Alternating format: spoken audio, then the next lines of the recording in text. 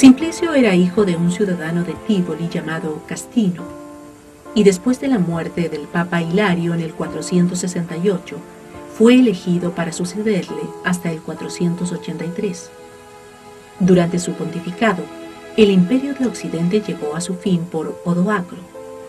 Desde el asesinato de Valentiniano III ocurrido en el 455, una rápida sucesión de emperadores gobernó el Imperio Romano de Occidente y se vieron amenazados constantemente por la guerra y la revolución.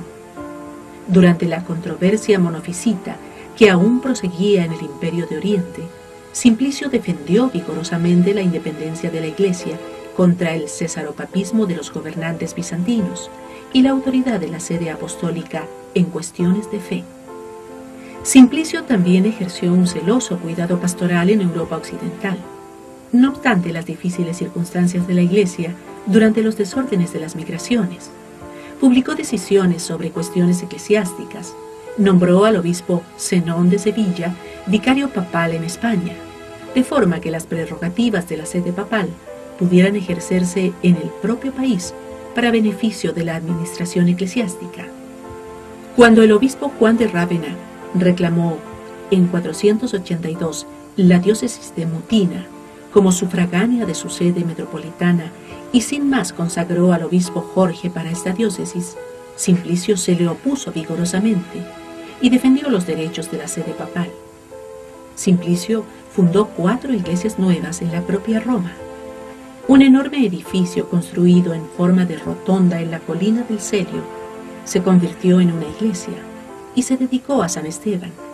La parte principal de este edificio aún existe como la iglesia de San Stefano Rotondo. Un bello edificio próximo a la iglesia de Santa María Maggiore fue dado a la iglesia romana y convertida por Simplicio en una iglesia dedicada a San Andrés, con la añadidura de un ábside adornado con mosaicos. El Papa construyó una iglesia dedicada al protomártir San Esteban, detrás de la iglesia conmemorativa de San Lorenzo in Agro, Verano. Esta iglesia ya no está de pie. Hizo una 4ª iglesia construida en la ciudad en honor de Santa Balbina, donde estaba su tumba. Esta iglesia aún subsiste.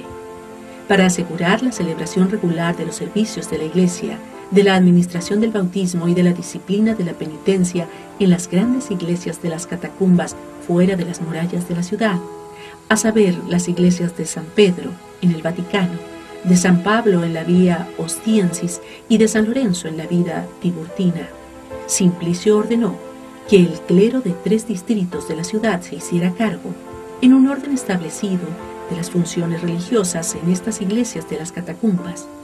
Simplicio fue enterrado en San Pedro del Vaticano.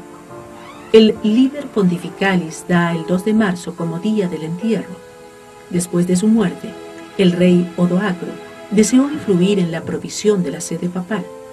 El prefecto de la ciudad, Basilio, afirmó que antes de su muerte, el Papa Simplicio le había pedido que emitiera la orden de que nadie debía ser consagrado obispo de Roma sin su consentimiento. El clero romano se opuso a este edicto que limitaba su derecho de elección.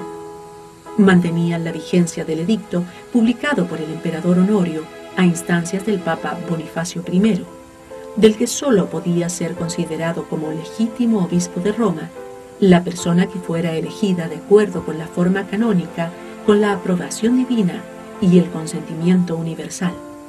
Simplicio fue venerado como santo y su fiesta es el 2 de marzo.